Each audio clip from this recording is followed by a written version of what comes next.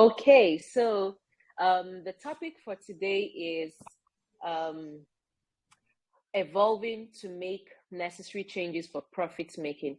Now, when we talk about profit making, that means you're in business already, right? So because when you're not in business, you don't have any issues talking about profit making. So am I right to say that I am talking to business owners here? So if you own a business, okay, everyone here owns a business, right? Yes, ma. Okay, cool. So I know that we are on the same page. Okay, so once more, thank you for having me. And I'll be talking about a few things today. And I've outlined my topics, so it makes it very easy for us. Okay, so I've outlined a few topics we'll be talking about. First is we'll have to define who an entrepreneur is. That's why I asked the first question, are we all into business? Now, the second thing is, what does it mean to evolve? Because evolving is something that we should do all the time. Okay, evolving is something that is very important in business, and not just in business, in our personal lives. Now, I also outlined the practical changes that you can do. You know, this would be a very practical class. So I outlined the practical changes that we need to implement in order to make profit in our business. Because if I come here and I just give you theoretical stuff, or I speak a lot of English, you will not be able to apply it to your businesses. So I'm going to be as practical as possible. And good thing, I learned a lot yesterday. I was also part of the class yesterday.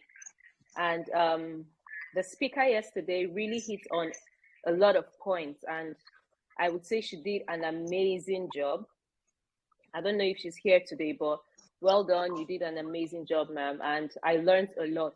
So I won't be going into details, or I won't be touching areas that she has already touched, because she did justice to those areas. So I'll be taking us on other areas that involves being an entrepreneur and evolving, and the things we need for profit making in our businesses. Now, I hope we all have our pens and our papers, because we would need to write. There's a lot of writing to be done, because if you don't write, you forget. And if you forget, that means the aim is defeated. So the aim is write, repeat, and repeat, practice, and you'll become the best in anything you do. So first of all, I'll start by introducing myself. My name is Flora Solomon Lange. I am a registered critical care nurse. I work in the ICU, and I've been doing this for over a decade. And nursing and medical practice is something I am very passionate about. But somewhere along the line, I suffered from very severe skin issues, and it led me into a lot of research. I started researching because nothing worked for me. I tried all the store-bought products to take care of my skin issue, and it did not work. And I went online. I started researching. Okay, how can I take care of my skin issue? And boom, I started trying out a few things. You know, all the natural stuff. You could mix lemon and mix honey. You could do this. You could do this. So I kept on trying and trying. And after a little while, my skin issue cleared. And a lot of people who knew me with the very bad skin issue, or knew me with very bad skin, and all of a sudden they're seeing me with beautiful skin and everything, and they started asking, oh, what happened? What did you do? You know, so when I realized that the questions were becoming too much, I was like, I think it's time to turn this into a profit-making venture. I think it's time to turn this into a money-making venture, because everywhere there is a problem and you prefer solution, then you're going to automatically make money. So being an entrepreneur, asking yourself, where do I start from? Now, think of the problem in your neighborhood. Think of the problem that is still untouched. You know, think of those problems. If you are able to prefer solutions to those problems, then trust me, you're going to make money. There are still a whole lot of things that are just lying fallow and nobody is tapping from that well. Okay, if you're able to look into it and you say, okay, I think I can solve this problem in my neighborhood, trust me, you become the next big thing. Okay, so back to my story. That was how I started. I ventured into making cosmetic products, skincare products, lotions, natural shower gels. I started taking care of acne. I started, I just started selling skincare products that I made myself. But a time came when I said, okay, this my online knowledge is not enough, because you're limited when you research and all that. You're limited. I said, okay, it's time for me to, since this is a business that is booming for me already, it's time for me to go get professionally trained in this aspect to become an authority in it. So I took a trip to India. I knew no one. I didn't understand the language. I knew nothing about it. I just looked for a school in India to study cosmetic science because I was so passionate about it. So I just picked up my bag and I left. I went to India. It was a rough one. It was a very rough one. But when you're determined to be something or you're determined to do something, you don't look at the obstacles. Obstacles will come, but the main thing is that you are already determined, and determination brings you a lot of goodwill. So I went to India and I studied cosmetic science and I came back. And once I did that, it took my business to another level because everyone wants to relate with someone who sees potential in her business and who invests time and money and training. Okay, these are part of the things I'll be teaching you about business. Okay, so after I did that, after a few years, I wasn't satisfied. I got the knowledge I wanted. It took my business to another level. I now sat down and I asked myself again, okay, so what is the next level for me? Okay, I'm a medical person, I'm a skincare person. So how can I merge these two fields to become one field, right? So I went online again and I checked and I saw medical aesthetics. So that's when you're a medical person and you prefer aesthetic treatments, like you take care of acne, you take care of psoriasis, you take care of. So I said, okay, so that means I don't have to throw away my medical background. I can also infuse my medical background into the cosmetics I'm doing. So I traveled again. I looked for a very good school and I went to study um, medical esthetician. I became a certified medical esthetician, and I went on to study dermatology. I am currently still studying dermatology. Of course, dermatology is the study of the skin. So all I've been trying to do is to become an authority in what I do. For me, I didn't just only want to make creams and lotions because there are skincare vendors everywhere. But what will set me apart from any other skincare vendor? What will set me apart is providing solutions to any kind of skin conditions. I'm not only making creams and lotions for you, but I'm diagnosing what skin problems you have. I am now going through the medical aspect, now taking your proper history and preferring solutions, not just creams and lotions. I am also giving medications and all that. So I'm fusing both fields, now the medical field and the cosmetic field. Now, to me, this is what I call fulfillment. I am fulfilled. Okay, so I'm just giving you a brief background of my journey as a skincare person and also a medical person. And I know along the line, I've done fashion. I went to a fashion school. I've done fashion, and I went to a makeup school. I've done makeup. So sometimes, in a bid to look for what you want to do, you could try your hands on different things. You could try your hands on different things. I know a lot of people say, okay, I'm baking and it's not working for me. I'm doing fashion and it's not working for me. There's a wealth of experience in you. You can keep thinking of that thing that you're good at. Keep thinking of that. I know I'm good with fashion. Like I know how to source the best fabrics. I know how to, combine the best colors. So the next thing was, okay, go learn how to sew properly. So I can now bring in my knowledge of getting the best fabric. I know how to sew, I know how to sketch, and I know how to draw. So I sketch beautiful clothes, but I didn't know how to sew. I had to go to a fashion school to learn how to sew properly so that I can bring my idea, the fashion idea in my head. I bring it to paper. From paper, I make an actual dress. Okay, but along the line, you keep knowing what exactly works for you, and you might now end up doing that particular thing that gives you so much joy. So there's no error in trying out different things and knowing the exact thing that works for you. So this is just like a brief background of or a brief introduction of myself. So going into today's topic, so like I told you, I've already outlined a lot of things, and as we go, I'll keep explaining them to you. So let's look at the first thing. Who is an entrepreneur? Now, an entrepreneur is a person who identifies a business opportunity and takes the initiative to start and manage a new venture or enterprise. Now you're seeing a business opportunity. You're seeing, okay, every day, for example, every day you come back from work, and at your juncture where all the bikes are parked, where all the keke peps are parked, the busy hub at your juncture, and you realize that nobody sells bread. Nobody sells loaves of bread. And each time you go into your house, you'll be like, oh, I forgot to buy bread. And there is no way you can go back into town to buy the bread again. So what if somebody brings a big car, parks the car, and loads lots of lovely breads, like maybe ground square bread or just nice breads there? What do you think will happen to the person? As people are coming down from at the bus station after work, they're picking up bread from that place and they're going home. So you're solving a need at that place and you're making money. So that is what being an entrepreneur is. Now you're looking at a particular field and you say, okay, people are lacking in this field. I think we don't have a lot of people doing XYZ. I need to come fill in the gap. That is what an entrepreneur is.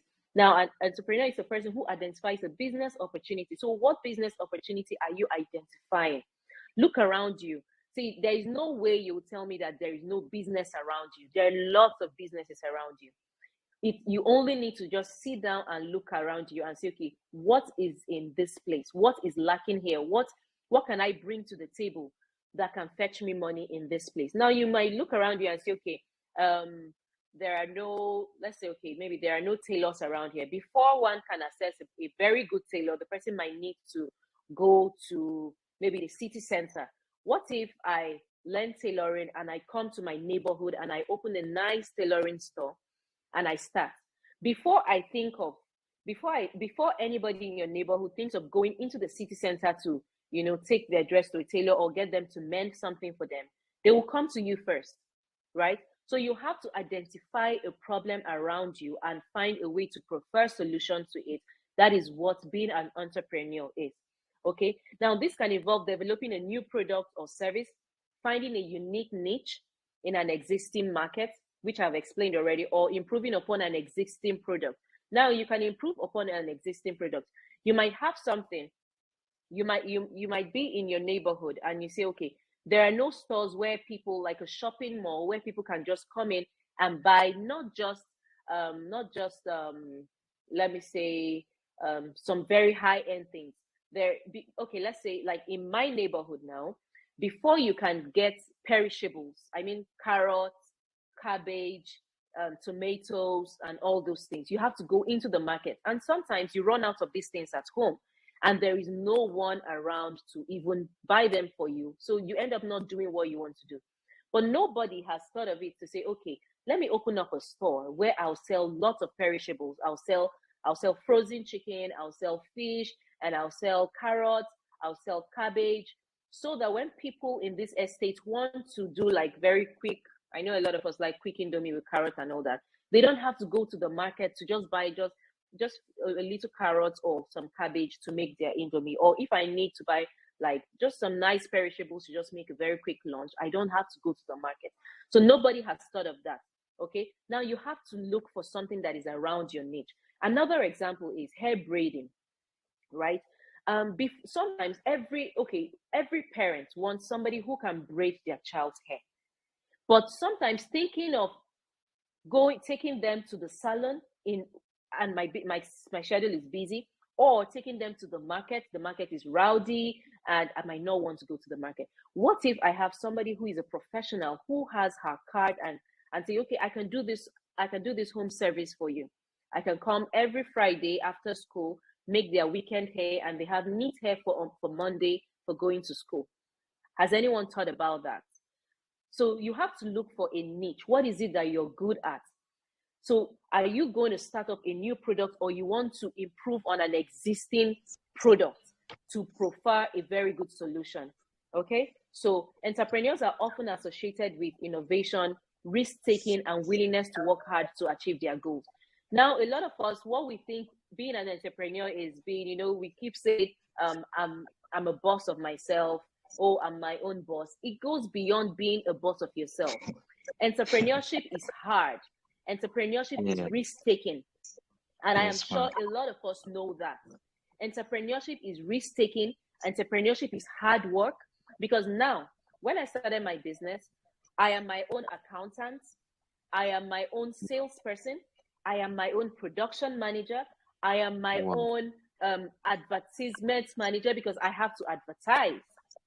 I am my own secretary. I take my calls. I take calls from the clients. I am my own. I go to the market myself. I source these raw materials myself. I come back. I produce them. I also have to think about the formulations of these products and do the research. And you still have a family to run. So being an entrepreneur is, number one, you have to take risk, because things can happen. Number two, you have to work hard. So entrepreneur is not just being a boss, but you have to ensure that you work hard in order to make it. Okay? Now, entrepreneurs are typically self-motivated. Entrepreneurs, as an entrepreneur, you have to be creative. When you're working for someone, it's so easy because you're being given the task. Oh, Cynthia, please call this person. Oh, Cynthia, sorry, excuse me. Oh, Cynthia, please do this. Oh, Cynthia, please do this. Now you're working for someone and you're being given a task for the day. But as an entrepreneur, you are self-motivated. If you decide to sleep till 11 a.m., it's your business, because your business will suffer. If you decide to wake up at 6 a.m. and plan your day and schedule your time. Sorry, man. If you decide to do that, thank you. So sorry. Sorry, excuse me, I have a cold. Okay. So if you decide to wake up by 6 a.m., schedule your time, plan your day, set goals and achieve them, then you're ready to set yourself apart from every other business owner. Okay, so being an entrepreneur, you have to be self-motivated, you have to be creative, and you have to take calculated risk. You don't just keep spending money and thinking, okay, no, the money will come, the clients will come. You have to be accountable. Okay, so that is what being an entrepreneur is. Now, what does it mean to evolve as an entrepreneur? Because you can be an entrepreneur and in the next 10 years, nothing has changed about you. Yes, you're an entrepreneur, but nothing is changing. You're not growing. Your business is not growing. You're still the same person. Now, as an entrepreneur, evolving means constantly adapting and improving your business to stay relevant and competitive in the market. Let me repeat it. As an entrepreneur, evolving means to constantly adapt and improve your business to stay relevant and competitive in the market. Now, staying relevant is key. I know that a lot of you have heard of maybe a makeup artist that you knew growing up as a child, and all of a sudden you didn't hear anything about her. Or you know of a tailor around you, and all of a sudden she's packed up and she's no longer doing. And you've learned of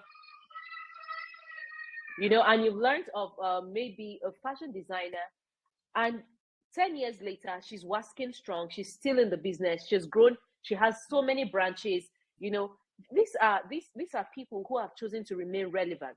Now, you might start small, but you should not remain small. You have to make plans to evolve. You have to make plans to keep yourself relevant, because the competition is high. Now, if you take statistics of how many skincare vendors we have in Nigeria, I'm sure they are running into hundreds and thousands of them. So what will set you apart? If you take stock of how many cake vendors we have in Nigeria, I'm sure we have lots of them, but what will set you apart? Why would you remain relevant? Because the competition is high. Okay, and this, for you to remain relevant, This includes identifying new opportunities and challenges and adjusting your strategies and operations accordingly. Okay. Now, there are trends. What you have to keep improving in your knowledge. You have to keep training yourself. You have to keep going for seminars. You have to keep, watching other people. Like the speaker yesterday talked about mentorship. It's not when you now go to the person and say, please mentor me, that the person becomes a mentor. You can be mentored from afar, but you're growing. You have to ensure that your business is not growing. If your business is not growing, then this is a wake-up call for you. Go back to the drawing board and ask yourself, how have I been doing for the past 2 years? Am I growing? Am I remaining relevant? Where would I be in 10 years? Okay. Evolving also means embracing change and being open to new ideas. Okay. There are lots of businesses that have evolved over time. Now, I knew a time when, let's say, the music industry, for example, we only played Western music. We only played Westlife. We only played Celine Dion. We only played Backstreet Boys. We only played, those kind of music. But change is here. You have to embrace the change. Now, the Nigerian music industry has broken loose. Now we've broken into the international community. And why have we done that? Because we're bringing a new flavor to the world. Everybody's sick of R&B. R&B music now is, you get what I mean, right? But now we're bringing our pop music, we're bringing our African touch, we're bringing our African slangs, we're bringing our native language into music, and we're exporting it to the world. So as an entrepreneur, ask yourself, in my industry, what new change do I have to embrace? What are those changes that I have to embrace? What are those new ideas I have to be open to? Now, 10 years ago, there was no Instagram. Or even if there were Instagram, or even if there was an Instagram, people didn't know much about it. But right now, there is Instagram. So you can't tell yourself, no, I must share my handbills. I must share my flyers. So you go stand in the market and you're sharing your flyers to people. Please come and patronize my salon. This is my flyer. People, before they get to their houses, they will lose those flyers. But have you thought of embracing Instagram ads? With Instagram ads, you're going to reach a lot more people and you're not going to expend energy. That is a new idea. That is change. So you have to be open to embracing change. A lot of you now, you're not even on Instagram. You say, okay, no, I don't like taking pictures. I don't like people seeing my face. I'm not a picture person, or I'm a shy person. You have to learn to embrace change. You have to learn to be open to new ideas so that your business can flourish. Any business in this 21st century that is not online, you're not doing yourself any good. Now, I can do a sponsored ad and I target maybe 10,000 to 20,000 people, and my post will reach those people. But if you have a shop, how many people would come to your shop in one day? You can barely have 50 people come to your shop in one day. Yes. But if you post on Instagram, you can have 50 people like that post. You can have 100 people like that post. And by the time you even do sponsored ad on that particular post or product, you can have over 10,000 people see that post. And out of 10,000 people, you can have 2,000 people ask you, what are you selling? How much is this? They might not buy, but they are getting aware. You're putting yourself in their face. Yeah. So let's learn to embrace change. That is how we can evolve as entrepreneurs, right? So Yes, evolving as an entrepreneur means developing new skills and knowledge. Now, if you say, I am not a social media person, I am not an Instagram person, I can't do TikTok, I cannot do Snapchat, can you learn it at least? There are people who do trainings on this. Oh, how to use your reels to convert clients. Can you even pay 2,000 naira, 3,000 naira, 5,000 naira to learn how to do reels video? Because reels is the main thing now. If you don't know how to do a reel video, how to do that write-up, the write-up on the reels, right? How to tell a story online, how to sell your products with storytelling. Look for classes and take. Pay 5,000 naira and take those classes and upgrade your business, and stop saying, okay, I'm not an Instagram person. I'm a shy person. Even if you're a shy person, you can do videos of your product and you can do catching content. There are people who do classes on your content. There are people who do classes on how to write your captions. Your caption is key. There are people who teach you email marketing. You have to be ready to invest in these things to evolve. Okay?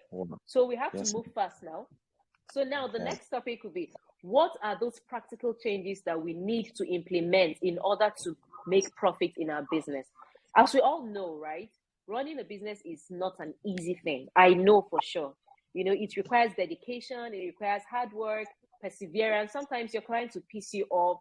Sometimes you just feel like giving up because the sales are not coming in, you're tired, and for many of us, it also means juggling multiple responsibilities, both at home and at work. I have 2 kids and I have to work and I have to handle clients and I have to take care of my husband and I have to do a whole lot of other things. So being an entrepreneur is hard, So if you need to make profit, you must up your game and you must make it easy for yourself, okay? So in today's rapidly changing business landscape, you agree with me that business is rapidly changing. The business we knew 10 years ago is not the business now. It's becoming increasingly important for us to adapt and evolve our strategies. What are the strategies you have and how can you adapt new strategies in order for you to make changes? Because the competition is high and we must make profit. If we had 500 tailors before, now we have over 1 million tailors around Nigeria. So what is the chance that people will come to you and not the other person?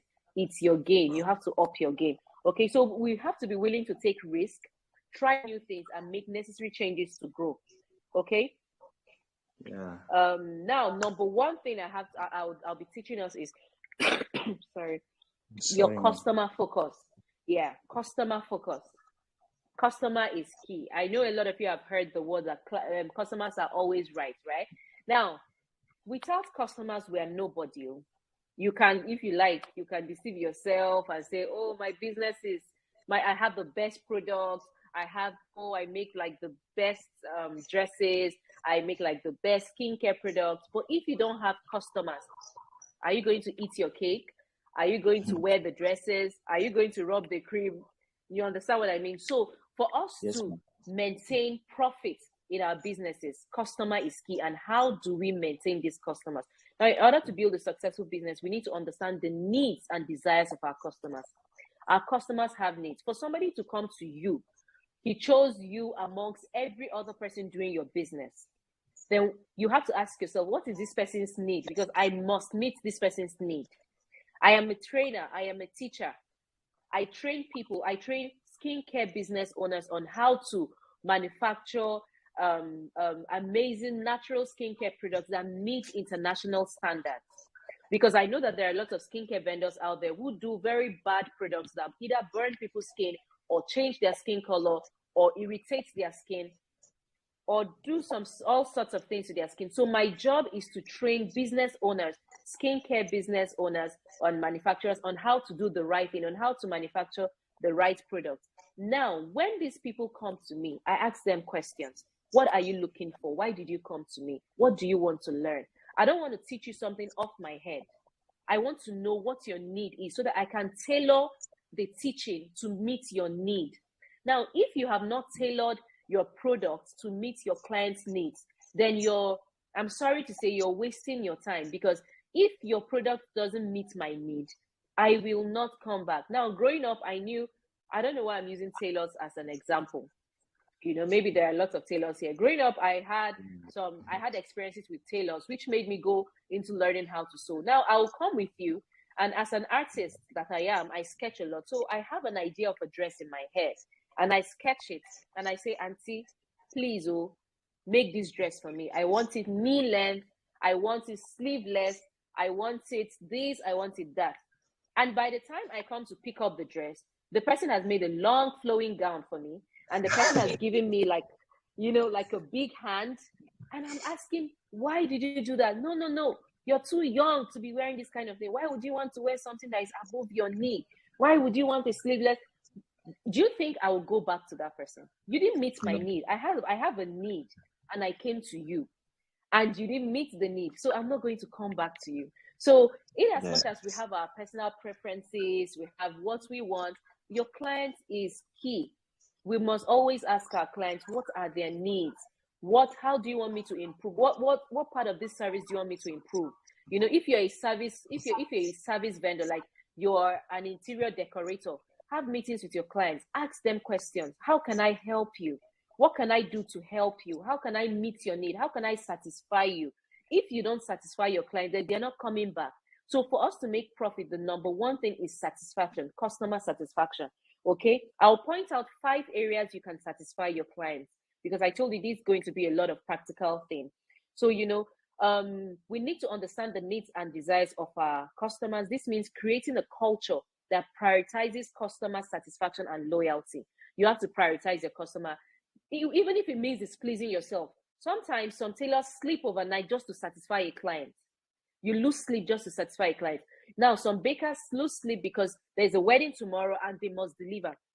It's not time to give excuses. So that is what we call customer satisfaction.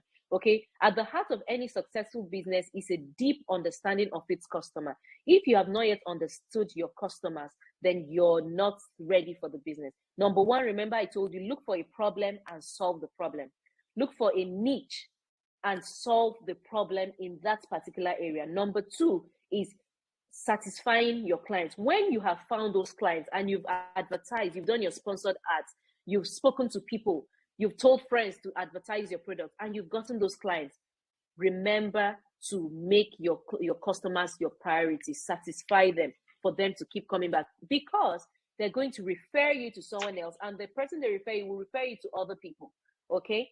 Now, we need to take this step further by becoming more customer-centric in our approach.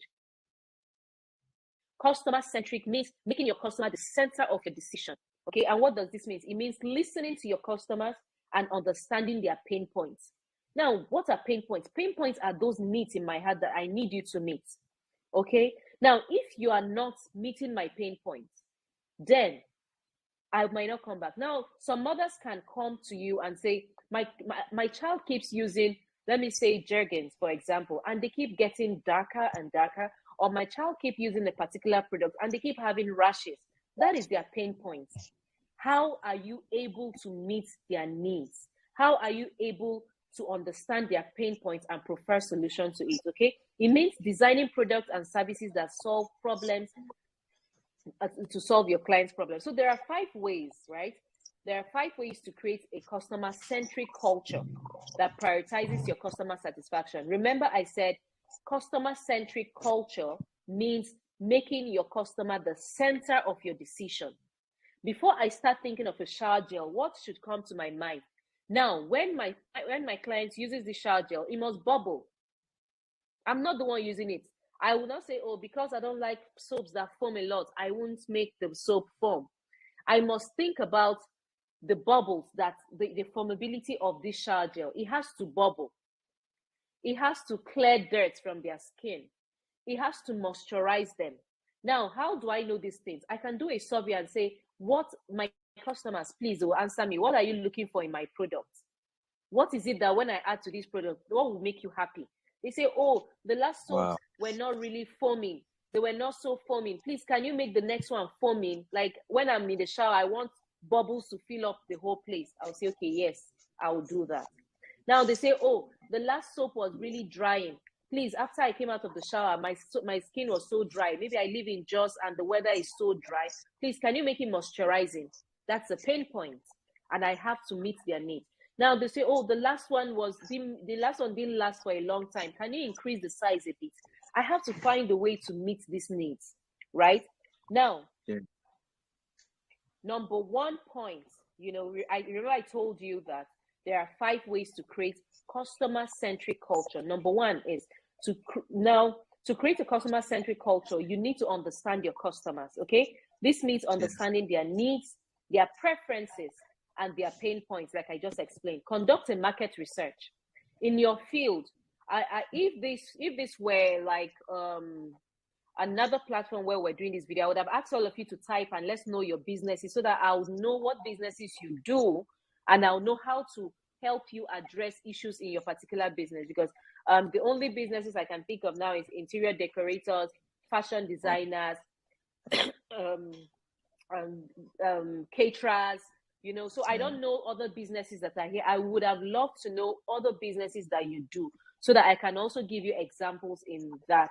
So I don't know if you can help me, sir, if you can help me just point out some other businesses that people do here, then it might help me also give them examples in their field, so that it doesn't look like I'm giving examples with just one particular field, because that's just all I can think of right now. Yes, ma. I think we have graphic designers here too, and we have awesome. people Okay. who are into, yes, we have ladies who are into public emceeing and awesome. Okay. public speaking. Yeah. Okay. Okay. Yes. Okay, so that's we have fine. people who write. So, yes. okay, writers. We have content creators. Okay. We have hairstylists too. Okay, content creators, hairstylists. Okay, awesome. That's good. So, I think from time to time I'll touch on your individual fields. Thank you so much. Thank you. Okay, so now conduct a market research, right? Gather customer feedbacks. You can just write something small and just say, okay, just send to your clients. You can send them maybe bulk SMSs and do a research or get their feedback. How can I meet your needs? Are we meeting your needs? If we're not meeting your needs, how can we meet your needs? How can we serve you? You know, as a writer, you can throw out to your audience, like maybe on Instagram or where, what topics would you want me to address? What are the problems you want me to write about? I know you enjoy my writing. I'll also like you to tell me the areas I need to talk to you about, or the areas I need to write about. Now, when you gather these feedbacks, it helps you know, okay, what areas, what pain points you have to address. You cannot lead people blindly. You cannot work with your customers blindly. You have to address their pain points. If you're able to meet the pain points, they will keep coming. But if you're not able to meet their pain points, then they will go look for somebody who is meeting their pain points. Remember that the market is competitive, and a lot of people are doing so well. Okay, a lot of people are taking time to get trained in their particular field. So if you're not taking time to get trained in your particular field, they will take over from you. Okay, so the second point is, the second point is, as an entrepreneur, train your employees. Okay, I know that some of us here could have people working for us, and some of us are still believing God that our businesses will grow to the point where we have people working for us. Okay, now, but this is also to tell you, whether you have somebody working for you or you're still thinking of getting someone to work for you, it's a thing you should also think about. Train your employees. Okay, now when your employees are you should know that your employees are the face of your business. You might not be there all the time. But your employees are the face of the business. You shouldn't be the only person who knows much about the business. When you're not there, the business will suffer. And remember, I am talking to you as a mom. As a mom, I have to be able to delegate things to other people, so that when I decide to say, do you know what, I want to take a rest today, my employees will know what to do in my absence. They won't keep calling, because if you have not structured your business in such a way that you can easily say, okay, do you know what, I'm taking today off work. If you're not able to structure that, your business will suffer. And when your business suffers, it affects your mental health. You're not even going to rest. Even that place where you're lying down, your clients are calling you. Madam, we have not seen you. I need to make my hair. You're not at the salon. Your girl doesn't know what she's doing. No, she doesn't know how to wash hair. Please come. You can't rest. And when you don't rest, you're going to burn out. Do you understand? And when you burn out, who suffers it? Your husband will suffer it. Your children will suffer it. And you'll become less productive. So I know some of us here might not be mothers. Some of us here are not wives yet. But you need to learn this thing to prepare yourself ahead of time. Okay? Now, train your employees to be knowledgeable about your products and services and to provide excellent customer service. Encourage them to be empathetic and patient. Encourage them to be responsive to customers' needs. Now, the problem a lot of us have, right, in this part of the world is we have zero customer service. Now, you see, you go to a store, you know that this person is not the owner of this store, but she's so arrogant, she's so rude, like she's so nonchalant. You're coming in and you're asking, please, what's the price of that? What's the price of that TV? What's the price of that television? And the person is like, it's 500. You know, the person didn't say, good morning, welcome. How can we help you? Oh, please take a seat, look around, and please, what do you want? Like with a soft tone. The person is either pressing their phone or the person is on the call, even when a client is there. Do you understand? Now, you being the person who owns the business, you won't do that because you know how hard you're working for this business. You know how much you've invested in this business. But it's because you didn't train your employee, they can act any way they like. And remember, they're the face of your business. Clients will not come back if the employee is rude. I keep asking yourself, why are we not making sales every month? It's not you. Because you're not there and you've not trained your employee, they're doing what they like. So remember that training your employee is key. Even if you don't have an employee now, when you get one, remember to train them. Okay? Number three, right? Listen to your customers. Listen to your customers. They are the ones paying. So for me to collect your money, I have to listen to you. If I don't want to listen to you, then I don't need your money. So if you're going to collect somebody's money, please listen to them. When they give you a review about the product, apologize and say, I'm sorry, we'll make it better. That is not the time to start arguing. Oh, I asked you to make this hair for me, to make 12 inches. You made it 8 inches. Why did you make it 8 inches? Oh, even though she wasn't clear on what she had wanted from the onset, right? All you need to do is apologize. I'm so sorry, but I promise you, when next you come, I'll make it better. In fact, when next you come, I'll give you a discount for this mistake we've made. We're really sorry. Listen to your employees. Listen to your customers. Your customers are right. Okay? Now, one of the best ways to create a customer-centric culture is to listen to your customers, provide multiple channels for customer feedback, such as surveys. After people leave your public speaking events, right? Have a small survey. Remember, first you've taken note of everybody in the meeting. Maybe you made them fill a form, or let's say this platform, you took our emails, you took our names, you took our numbers. Now, you can create an email list with everything you've gotten from these people, the number of people here. Yeah. And after this Ladypreneur conference, you send us a mail. Please give us a feedback on the Ladypreneur conference. Did we meet your need? Were you satisfied? Did the speakers touch some points that you needed them to touch? Were you impressed? What would we make better? What would you like us to improve on in the next episode or in the next conference, right? Now, when they say these things, listen, make a note. Then in the next conference, make sure you implement those things. That is feedback. And if you tell them, oh, thank you very much for your feedback, we promise you that in the next conference, these issues you raise will be addressed. I personally will be looking forward to the next conference because I know that you're going to meet my need. Yeah. If I come for your public speaking event and you took my name, I filled the form, and I sat down, I listened to you, and at the end of the day, you send me a feedback, a survey form. Please fill this form as you leave this place. Just tell us things about this thing you want us to improve. I'll just know that you're a serious-minded person, and you value me. You value my opinion. Okay? When people come to buy something from you and you just let them go, there's no feedback, there's no review, they don't feel valued. They just feel, this person was just after my money. Oh, this person was just after me. This person was just, this is a way to make your clients know that you listen to them. Number 4, personalize the customer experience. Customers want to feel valued and appreciated. Personalizing their customer experience can help create a more customer-centric culture. Now, use customer data, like I just talked about, to personalize communication. Now, if you're sending me an email, sir, after now, there's a way, there are apps to help you do that.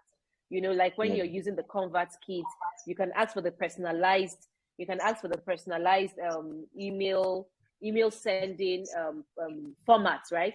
Now when you're sending me that survey or asking me for my experience, right? You can say, oh, Mrs. Florence, thank you so much. So I'll be like, wow, this man knows my name. I thought he didn't know my name. There are lots of people here. How did he even know my name? Do you understand? It makes me feel good. Like I'll feel good that you called my name. Now imagine your clients. I know that you have lots of clients, maybe as a graphic designer. Imagine at the end of the year, you pick all the people you've done graphics for this year, all the business owners you've done graphics for, all the churches you've done graphics for, all the companies you've done graphics for, and you call them by their names. Thank you so much, sir. You gave us a job in January. This is December, you know. Thank you so much, sir. You gave us, and I still remember that you came in January. You gave us a job in January. Thank you so much. We truly appreciate. We just want to tell you that we have a 5% discount for you when next you want to do a graphic design with us. We truly appreciate you. Thank you so much. That's it. This is what we call customer experience. Personalize the customer experience. Imagine at the end of the year, you send a little gift, like little gift to every person who comes to buy from you at that time, and you personalize it with their name. Like maybe a little card. Thank you for being our support system through the years. We truly appreciate you, Mr. John. We love you, Mr. John. Thank you for shopping with us. Thank you for being a consistent customer. Do you understand? That is a personalized customer experience. There is no way that customer will not come back home. Okay. Now, the fifth one is reward customer loyalty. Okay. Now you can do things like, oh, best customer of the year. You can just call somebody. Hello, Mr. John. We're calling you from, let me give an example of myself. We're calling you from Lange Beauty Academy. You were our best students this year. We just want to appreciate you, and we have a little gift for you. Please, where can we send your gift across to you? That's reward. Or we say, oh, hello, Mr. John. We want to appreciate you. You are our best clients for the year. You engage with all our Instagram posts. You like all our Facebook posts. You share our posts. You talk about our business. You've referred 50 people to us. Without you this year, our business wouldn't have made it this far. Please, we have a little gift for you. We have a 5% discount for you, or we want to send you a gift, or we have a loyalty card for you. When next you come to the shop to shop, we have a social package for you. You can shop one and get one free. Do you understand? That is customer reward. I will run there and come to the shop because I know that if I shop one, I'll get one free. Already I have a loyalty card with you, you know. So that is it about customer. So just to recap, remember what we're talking about. We're talking about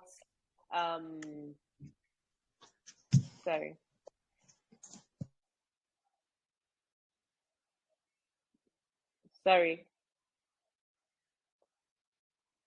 So just to recap, we're talking about ways to create customer-centric culture, right? Yeah. And we outlined 5 steps or 5 ways to have a customer-centric culture. Right? Now, number 2 is technology.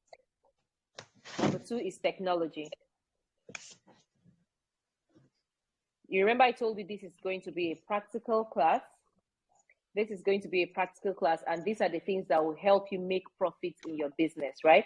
Number 1 is customer focus, and number 2 is technology. So I'm just taking it slow for the people writing. Number 2 is technology.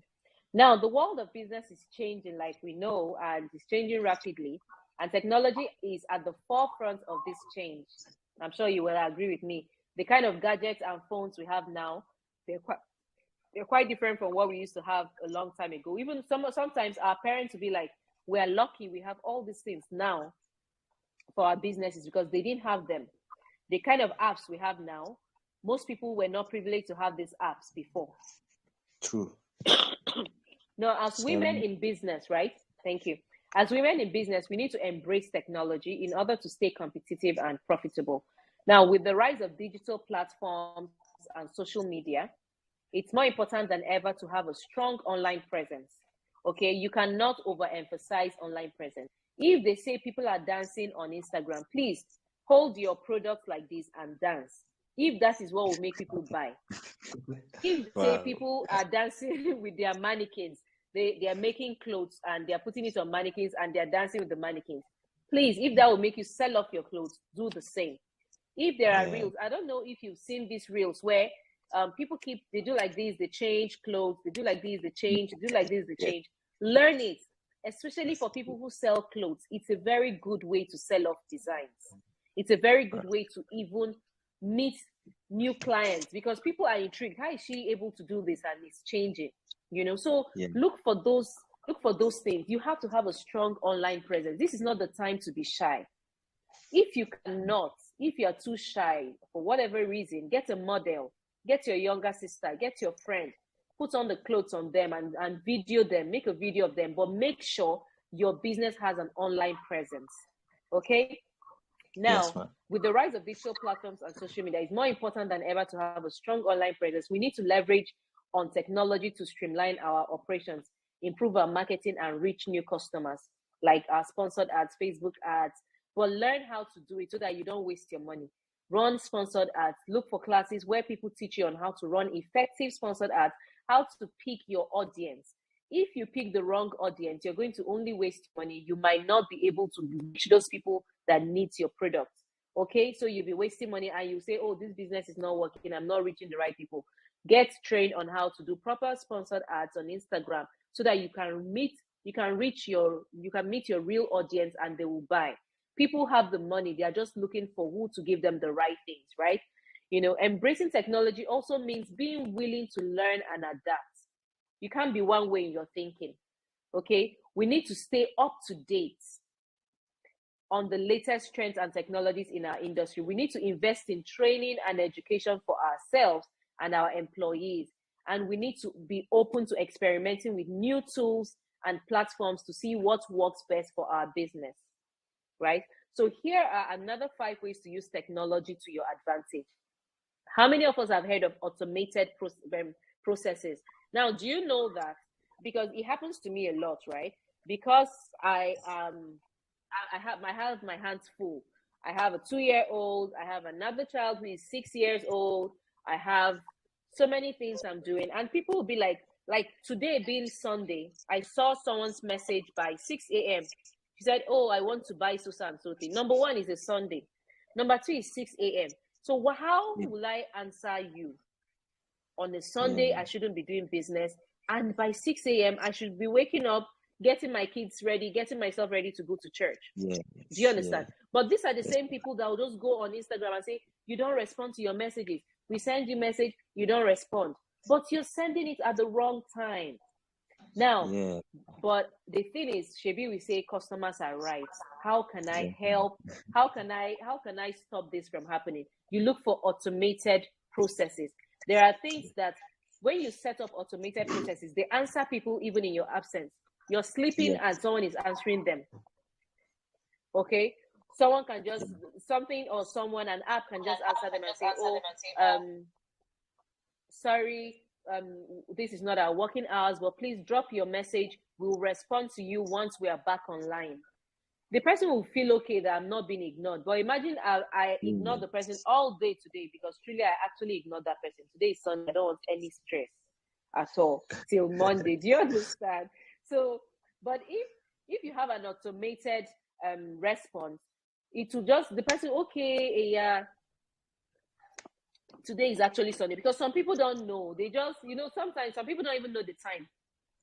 They're in their own world. They just wake up by 12 midnight. They're texting you, oh, how far, please, I want to buy so and so. But when they get that message, their automated message from you, sorry, we don't work after 5 p.m.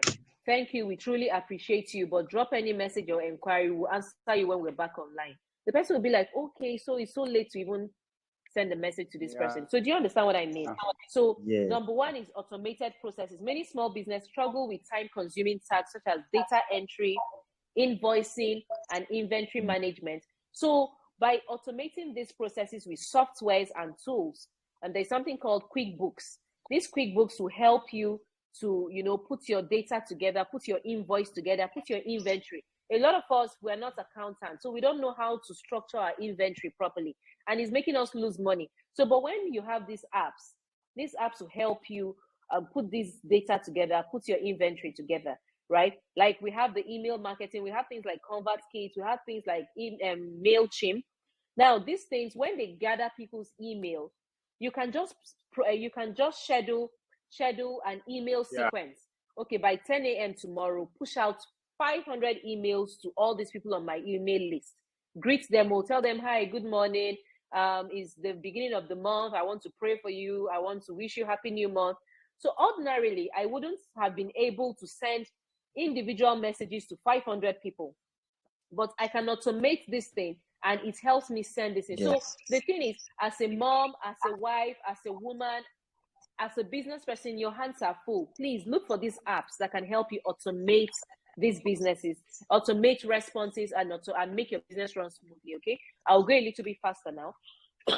Even on Instagram, we have Instagram can help you automate messages. Oh, welcome to my new follower. How are you? Thank you for following me and all that. Sorry, let me charge my phone. Okay, so we can do that. WhatsApp has automated responses. You can save time by doing this, and it helps a lot. Now, use social media. That's number 2. Use social media. Social media platforms like Facebook, Instagram, Twitter, and LinkedIn can help you reach new customers.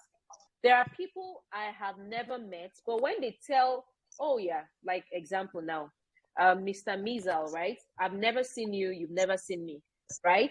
But this is social media, right? Yes, we've connected via social media, and we talk as if we've seen before. So social media will help you meet new clients, new customers. There are people I've never seen, but we do businesses and we relate as if we've seen before. So, but imagine me saying, oh, I own a shop and I'm not going to be on social media. How many people will pass by my shop in one day? So I'm just saying this for everyone who says, oh, I'm not a social media person. This is not the era for that. If you're in the 21st century, then you have to be able to embrace the change, right?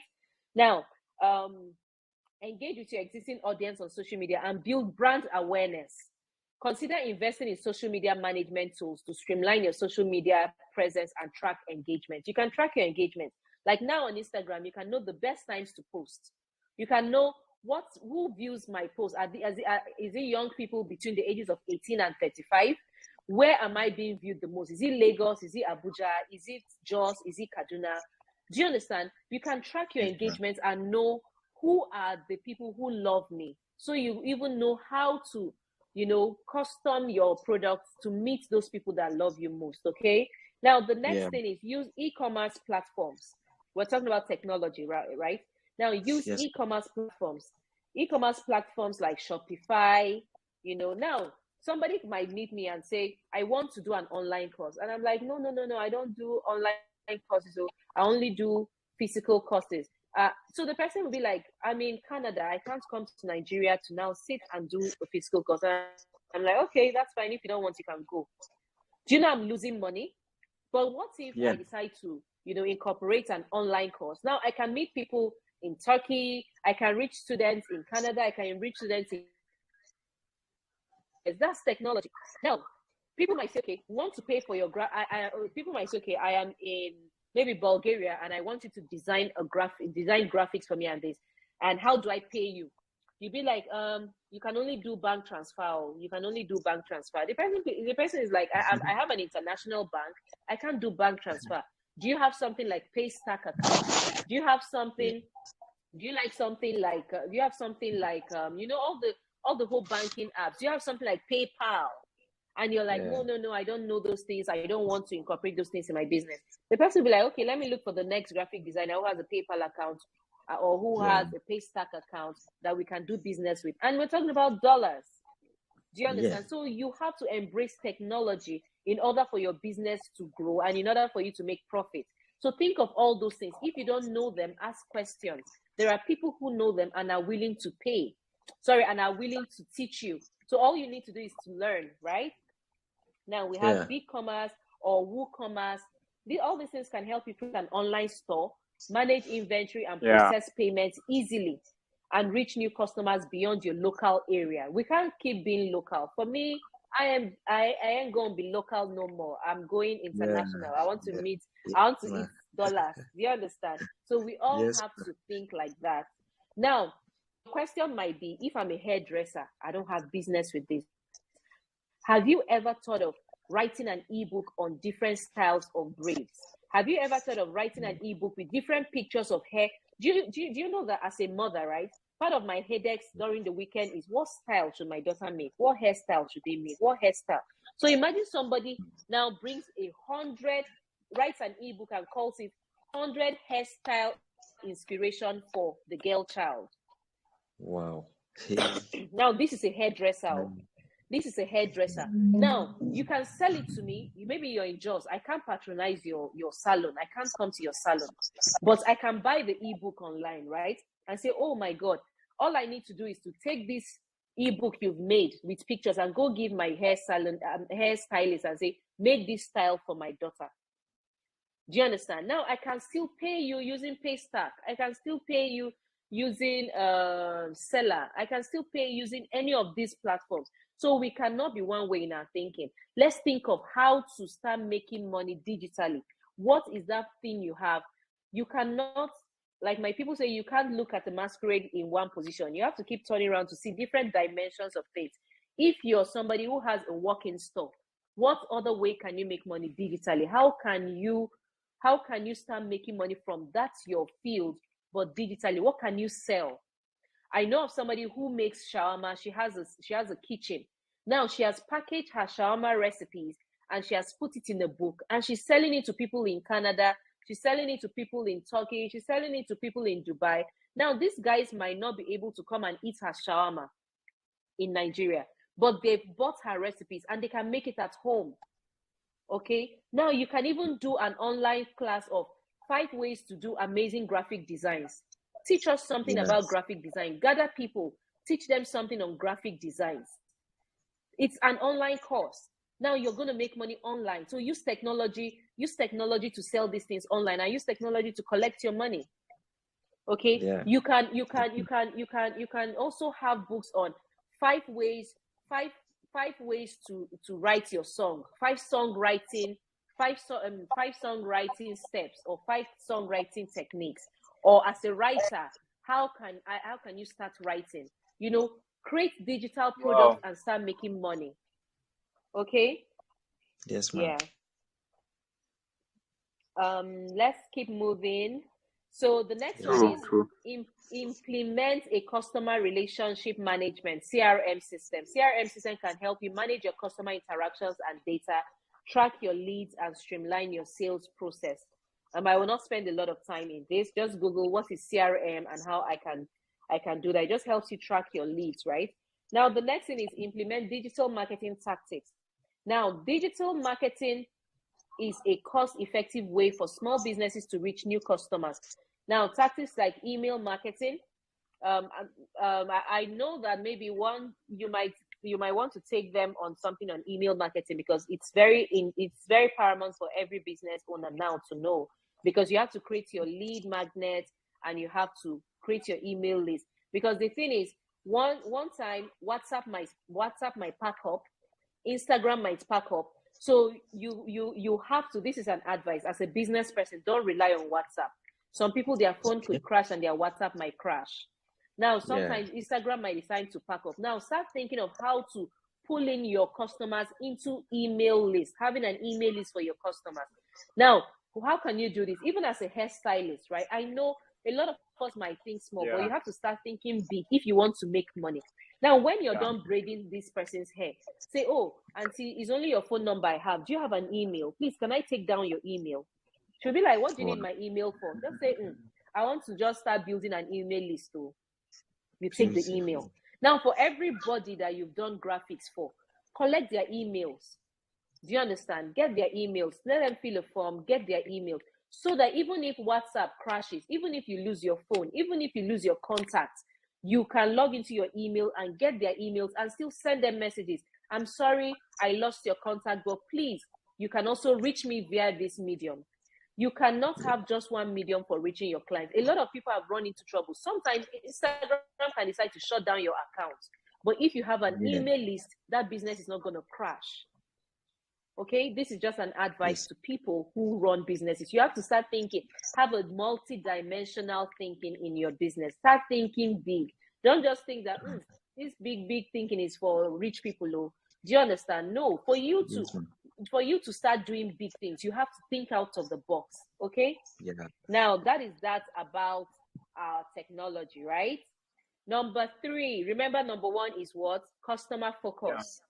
Number 2 is what? Technology. And in each of them, I've given us 5 points, right? Number 3 is personal and professional growth. Okay? Yeah. You have to grow personally and you have to grow professionally. Now, as an entrepreneur, we are constantly learning and growing. And it is important that we continue to invest in ourselves and our businesses. Okay, this means seeking out new opportunities for education and networking, surrounding yourselves with supportive mentors and peers, and being open to feedback, constructive criticism. Investing in ourselves and our businesses is one sure way to achieve long-term success. That's why when we started, I gave us a little gist that I was doing research. Oh, how to make natural products that will cure my acne. I saw lemon, I saw honey, I mixed them together. I saw black soap, I mixed them together. I went to YouTube. I was just doing my thing. Till one day I sat myself down. I said, do you know what?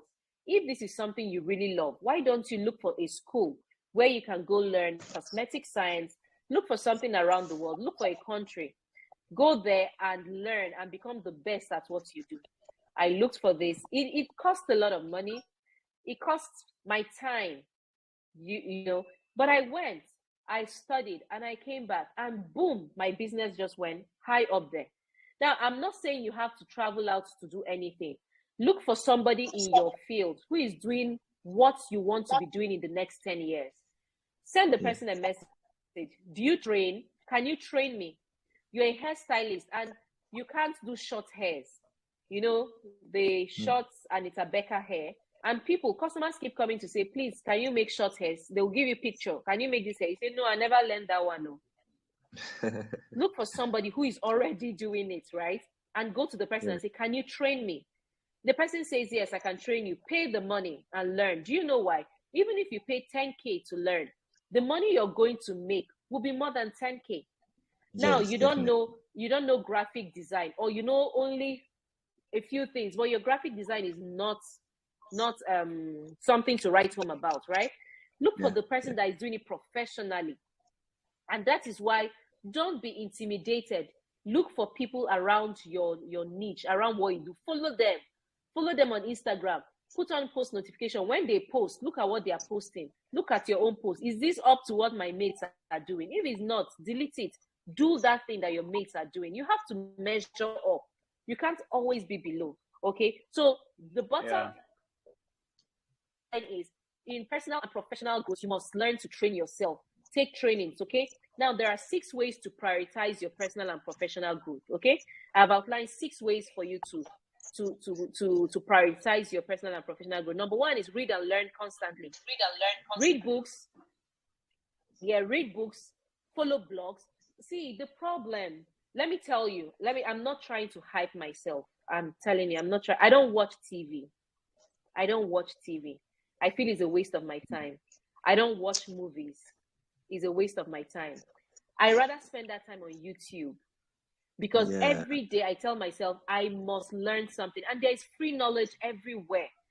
I don't know, maybe it's the way I grew up. I'm not a TV person, you know. So sitting down to say I'm watching a series from volume 1 to volume 5. So I asked myself, okay, so how is this going to help my business? Because every time I lie down, all I'm thinking about is business growth, right? If I say I'm a business person, then when business people come out, I should come out as well. I can't hide when people, if I say I'm a hairdresser, when they are calling the first 5 hairdressers in Jos, I should be number 1. Sorry, excuse me. If you go on Google now, right, you can try it. Just type cosmetic school or skincare school in Nigeria. The first school that will pop up is Folland Beauty Academy. You can try it and see. Yeah. Just type skincare schools in Nigeria. The number 1 school that will come up is Folland Beauty Academy. And we were not here 5 years ago. We were not here 10 years ago. But you keep growing. You keep learning to achieve that thing. So if they want to say 5 graphic designers in Kaduna, you have to be among that 5. If you're not among that 5, then you have to keep learning to be that. You can't watch movies. See, you cannot watch Nigerian movie or Indian movie where your business is suffering. There are free knowledge out there. Sit down, take YouTube. I know you say that data is this, but you spend all day on Insta blog. You know every gist happening in Nigeria. You know everybody who wore this. you know everything Big Brother is doing? Can you even invest money, buy data, and watch YouTube and learn how to perfect your skills? Learn how to do crochet, learn how to braid short hair, learn how to braid box braid, learn how to write, you know, learn how to speak. There are a lot of public speaking tools on YouTube. How can I speak well? I have a diction problem. I have an accent problem. Let's say example, I am Igbo and I have an accent problem. How can I work on it? There are lots of people who teach diction on YouTube. Spend time on those apps and learn. Okay, read books, blogs, articles on business leadership. Sometimes don't just dwell on what you are doing. Look for other things on business, personal development, and business management, financial management. It will help you in your business as well. Okay, hope I've not lost anybody. We're all following, right? Yes, ma. We are following. Yeah. So attend webinars. If there are conferences, attend webinars, conferences. Stay updated on the latest industry trends and best practices. This will help you expand your knowledge and skills and perspectives, right? Now, the second thing is seek feedback and mentorship. The speaker yesterday already talked about mentorship, so I might not overflog it. Surround yourself with people who can provide constructive feedback and mentorship. See, don't look for people that are below you so that you'll be feeling like the boss all the time. Look for people who are doing more than you so that you look up to them and improve and come up. Don't always look for people you can override. People that will be saying, Baba, you're doing well, but you're not doing well. You understand? So look for people who are high up there, so that you can have people like growing up. I knew that there's this thing they call like a cross, kinda. There are people above you that you look up to. There are people on the same level that you're doing the same level. Then there are people who are below you who look up to you. So that's the trend in life. But please always have people up there that you look up to, who you ask, I just made this dress. So look inside the dress and see if it's clean. Is this something I can sell as a ready to wear? The person will be like, no, your stitches are dirty. Your stitches are not straight. Your packaging is not clean. Can you even make it better? Don't see that the person is jealous of you. Yes. Embrace constructive criticism. Go back and work on it. Come back to the person and say, what do you think? Have I tried? What did I do? The person said, hey, this is better now. Now you can start selling. But don't just say, I knew that lady. She has always been jealous of me. I didn't even know why I went to ask her in the first place. Do you understand? So seek feedback and mentorship. Surround yourself with people who can provide you with constructive feedback and mentorship. This can include your peers, your advisors, your coaches, industry experts. This will help you identify areas for improvement and receive guidance on how to grow. Okay. Number 3, set goals and track your progress. Always track your progress. How am I doing? Pause and ask yourself, how am I doing? Set personal and professional goals and regularly track your progress towards achieving them. This will help you stay focused, motivated, and accountable. If you don't track your progress, you're not accountable. Every day I try to set targets for myself. This is what I want to achieve. I set daily targets, I set weekly targets, and I set monthly targets. Excuse me, I'm sorry. I set this target, and at the end of the month, I ask myself, did I meet my target? So there's something we call SMART, right? Now, SMART, always set targets that are specific. So your target has to be specific. I want to lose 10 kg at the end of the month. I am specific, 10 kg, right? Now, measurable. Your goals must be measurable. How do I want to lose this? I want to lose 10 kg. I want to reduce like 3 dress sizes. Let's say, for example, my dress size might be 40 and I want to become a size 12.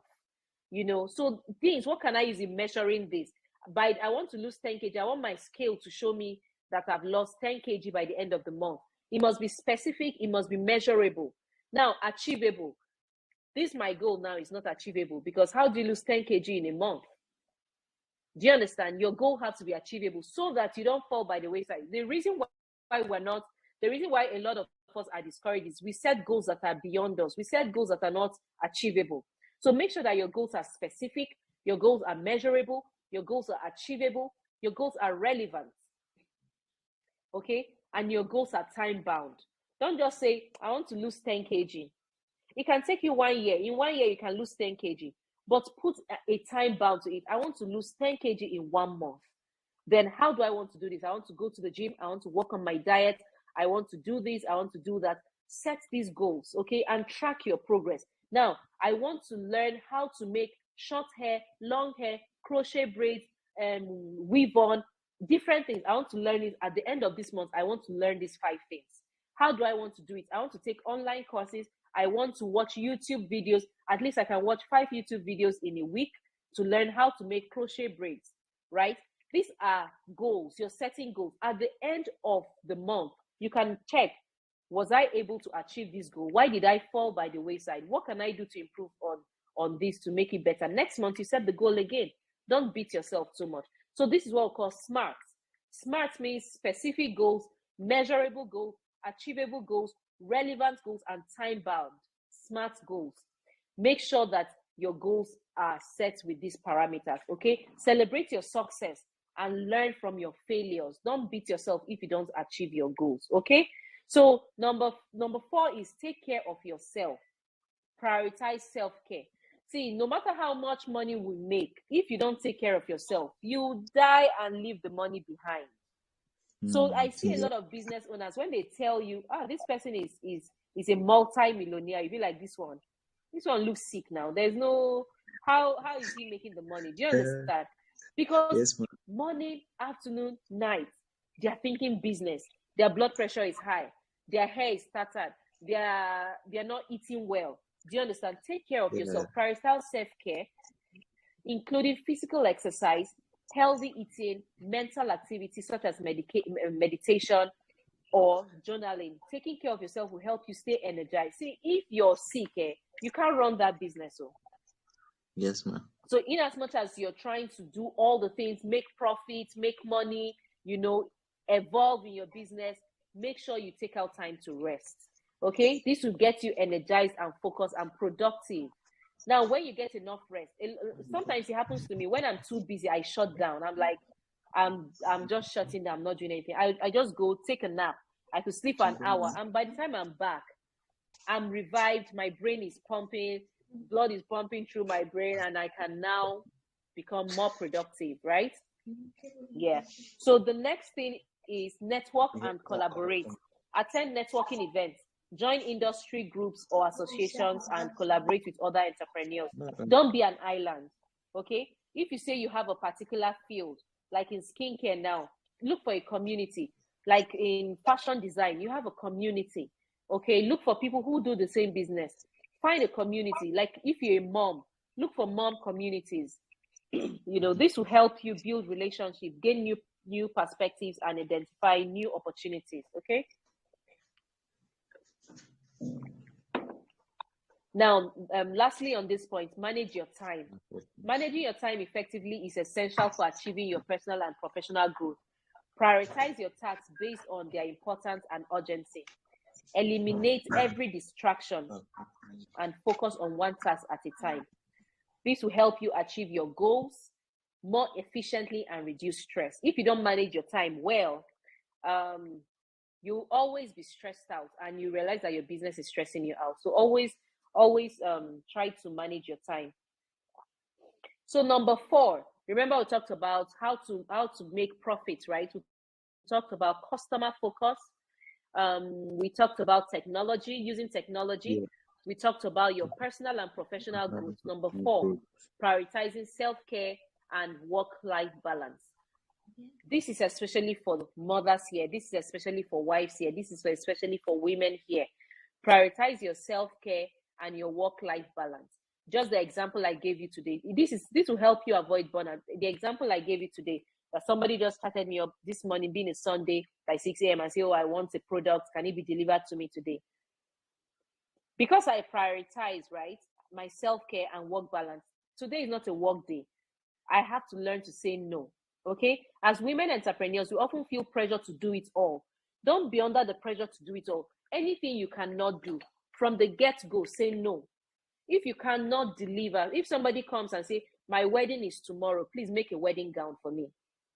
You know it's impossible. It's not wrong to say no. Don't say yes because the money, because you're seeing money. You say, I'll bring it now. How about it's not just to stay up at night and just do it.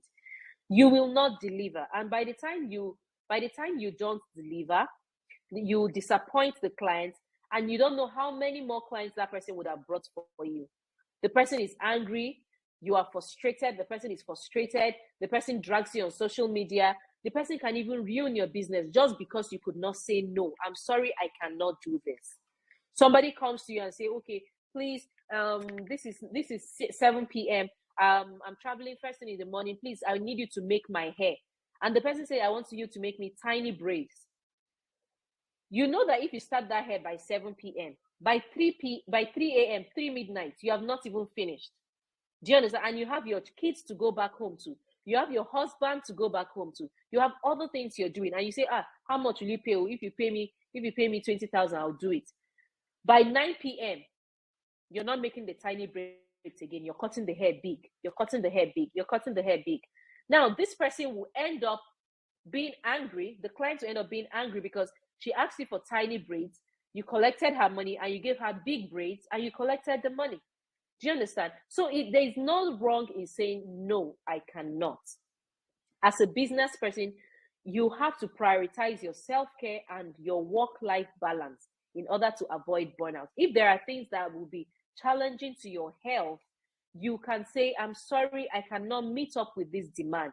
Maybe next time when you come in a good time, I will meet up with this demand. Okay? Now, here are tips to help you prioritize your self-care and achieve a better work balance. Set boundaries. I just explained it. Now, the boundary I have set for myself is after 5 p.m., I don't attend to work anymore. After 5 p.m., my kids are back from school. I do assignments with them. I think of getting dinner ready. I spend quality time with them. 8 p.m., we're done with assignments. They get their night bath. I read them their bed story. They tell me about their day. We gist, we play, and I make them sleep. So imagine me at 8 p.m. trying to do some work, trying to maybe attend to a client. It will cause a lot of trouble, especially in your homes, because your husband will be very upset with you. Every day, he told you, okay, please, once it is 7 p.m., close down your shop and come back home and attend to dinner. But because you want more money, it's 6:30 and there's a client knocking at your door. Please, madam, you're my last hope. Please make this hair for me. Please, if you don't make this hair for me, no one else will make the hair. Tell the person, I am sorry. I have boundaries. If you come at a better time tomorrow or next time, I'll be able to do this for you. But right now, I close at 7 and I cannot start this hair. You can't do that to yourself every time. So for you to have a good work and life balance, because if your home front suffers, then you will not give your best to that business. If you say you're a wife, if you say you're a mother, your business must not take you away from your family. Do you understand? Your business, you must set boundaries. Establish clear boundaries between your work and your personal life. This could involve setting specific work hours and avoiding work-related activities at those hours. Today is a Sunday. The only thing I want to do today is go to church, rest, and sleep. I don't want to think about work. I don't want to do work. So somebody might come and say, I'm paying you so amount. You have to do this for me today. I'm not going to do it. I have my boundaries. Because if I do it today, next Sunday, the person will come back again. So you're losing yourself. You're not sticking to your boundaries. And it will cause trouble in your home. Okay? Now, the second thing is take breaks. Make sure to take regular breaks throughout the day to recharge and refocus. Don't work from 9 a.m. to 7 p.m. without taking breaks. You can take break at lunchtime, take some air, walk around. This could include taking a walk, practicing meditation, or engaging in other activities that help you relax. Sometimes I just say, do you know what? I'm going on Instagram to just go and watch funny videos after my head is hot. And to be honest, I just look for funny videos on Instagram and I just watch and I laugh. It's a way of just taking a break and relaxing. Okay? The next thing is delegate tasks. If possible, delegate tasks to others to free up your time and reduce workload. I have a personal assistant, and sometimes when I feel my hands are full, I just delegate my tasks to her. Please help me do this. Do a Canva design for this thing. while I do this. Oh, please do this for me. You have to learn to delegate tasks. I know sometimes as mothers, we want to do everything by ourselves, bathe the kids, make their food, do this, attend to the client, go to the shop, clean the shop by yourself, set up the things outside. You will break down. Please try to delegate tasks to other people so that you can free up time for yourself. Okay? Avoid overcommitting. Be mindful of how much work you take on and avoid overcommitting yourself. Look at the work, look at your strength. Can I do this? Me, I cannot push a wheelbarrow or push 50 liters or 50-liter gallon. I cannot do it. So maybe if you're telling me you pay me 500,000 to push 50-liter gallon, I can't do it. So you must know your strength. You must know your strength and know when to say, I'm sorry, this is beyond me. I can't do this. Okay. So learn to say no to requests or projects that will add unnecessary stress to your workload. Now, somebody might tell you, you're an event planner. I need you to come set up for a wedding today, set up for traditional marriage tomorrow, set up for court wedding the next day. You tell the person, no, I need time to do this. I need to be at my best. I need to set up for the wedding. I need an extra day to do the other one. I need an extra day because mounting all those flowers and it's quite demanding. Okay, so don't take contacts you cannot do. I know I've overshot my time, so I'll try to rush. Please, how long do I have more? So I just know how to work on what I have.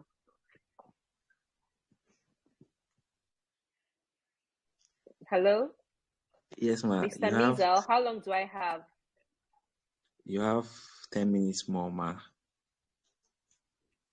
10 minutes. Okay, let me just rush over this. So remember to plan ahead. Plan your schedule in advance. Now, when you plan your schedule in advance, you avoid last-minute work-related tasks or projects. A lot of times, that's what stresses us out when we're, doing the last-minute thing. Oh, what am I wearing? What's the dress I'm wearing? What do I have to eat? So if you plan these things ahead, you will not have to rush. Okay, So that's that. So as a mom, right? I'll tell you what I do. Okay. I set clear, specific goals for myself. I write them down and I create an action plan to achieve them. Okay, I want to make 50 liters of shower gel this week. I want to market them to clients and I want to push them out. I want to do this. I set those specific goals. I write them down and I try to say, how do I want to do that? Okay. The second thing I do is I make time for personal development. I go for trainings. I attend courses. Just this year, I've attended like 3 courses. I'm actually doing one now, which is dermatology course. But I did email marketing course earlier this year in January. I did sponsored ad course sometime in February. So I keep doing this because I know they help my business. So you have to make time for personal development. I'm currently running my postgraduate diploma in dermatology. So lots of things. This helps you stay motivated and keeps your skill up to date. Okay. So the third thing I do is I network with others.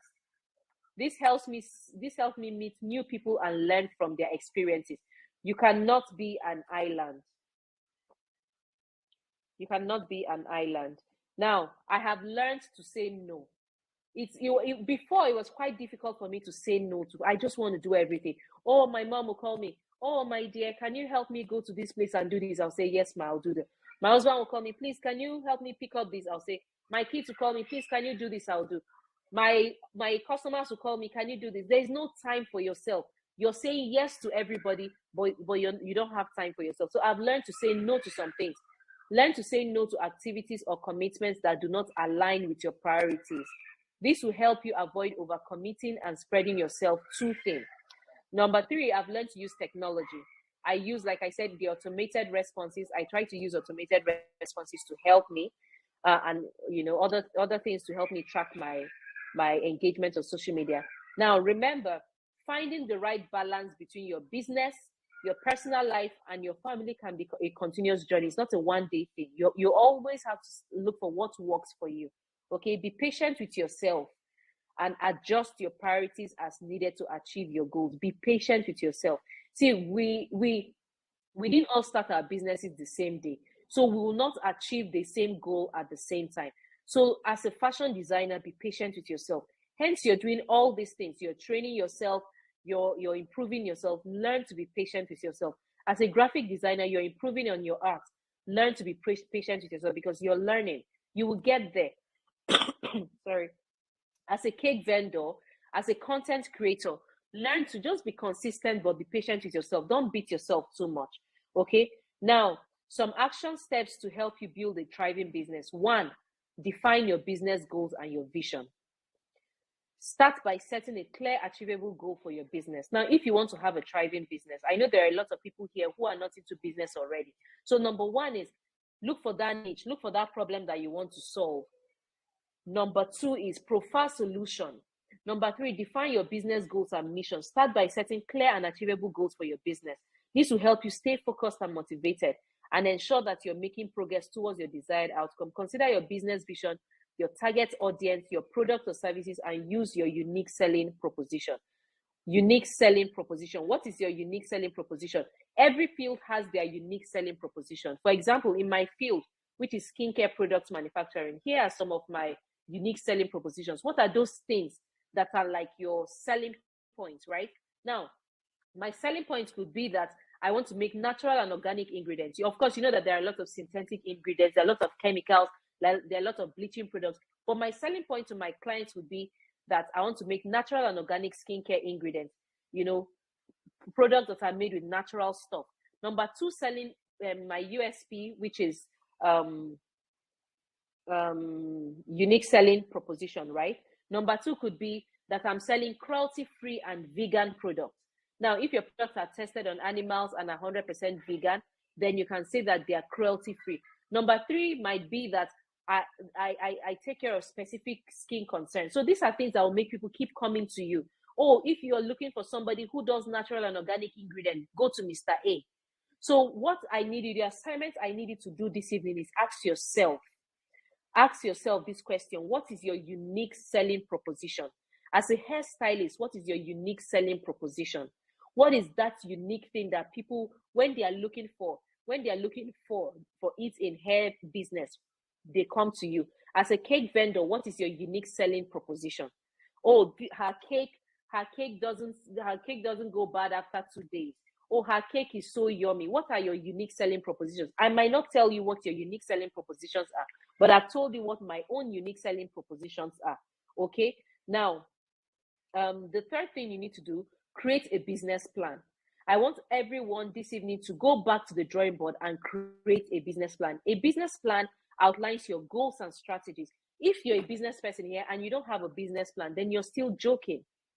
Okay. You don't know. Somebody might just ask you for a business plan and boom, you're getting a grant, or you're getting, or the person is helping you with resources to push your business. So create a business plan. 2 assignments, please. Number 1, outline what your unique selling propositions are. And number 2, create a business plan. Your business plan outlines your goals, your strategies, and tactics for achieving them. It's essential to have a business plan to guide your actions and measure your progress. Your business plan should include an executive summary, market analysis, company description, marketing and sales strategy. If you don't have a marketing strategy, then how are you selling? How are you marketing your stuff? Product and service line. How many products are you selling? How many services are you rendering? How do you want to render these services? Your financial projection. Oh, by December this year, I want to hit so target in my finance. By so this year, I want to make so profit, so amounts in profit. If you don't calculate these things, that means this seminar was just a waste, because if we're teaching you how to make profits in your business and you don't have a financial projection, how would you know you're making profits? So go back and draw up and create a business plan and have all these things. And who will be in my management team? Oh, my management team, I have this, I have this, I have this. These are the 3 people for now that are in my management team. You might say, I'm the CEO, this person is the COO, this person is the this. Do you understand? Create a business plan. It helps people take you serious and it helps your business thrive. And it will help you measure if you're making profit or not. I think this is where I'll stop for now. Thank you so much for having me.